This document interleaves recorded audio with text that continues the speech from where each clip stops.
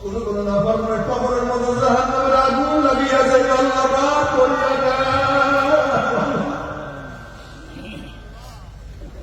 আযাবুল কবর হাকুম কবর আযাব সব কবরের সন্দেহ নাই। আব্বা জান রাহমাতুল্লাহ আলাইহি কবরের চিন্তা কামতে কামতে দুনিয়াকে বিদায় হয়ে গেলেন। দাদা জান রাহমাতুল্লাহ আলাইহি কামতে কামতে দুনিয়াকে বিদায় হয়ে গেলেন। আমার দাদা জান রাহমাতুল্লাহ আলাইহি মৃত্যুর কয়েকদিন আগে কবরের দিকে তাকিয়ে বলে, মাওলা রে,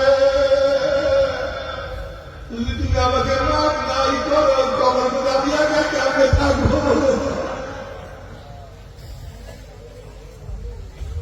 আমার জীবন বাবা, আমার মুরব্বী বাবা। আব্বাজান রহমাতুল্লাহ অসুস্থ, একবার বাড়ির হসপিটালে দেখার জন্য গেলাম। আব্বাজান রহমাতুল্লাহ ঘুরের দেখা, আমি ঢোকার পরে আব্বাজান রহমাতুল্লাহ আমার হাত করে খাও করে ধরিয়া আমাকে বলে, ভয় মাওলা কি আমাকে মাফ করবে নি?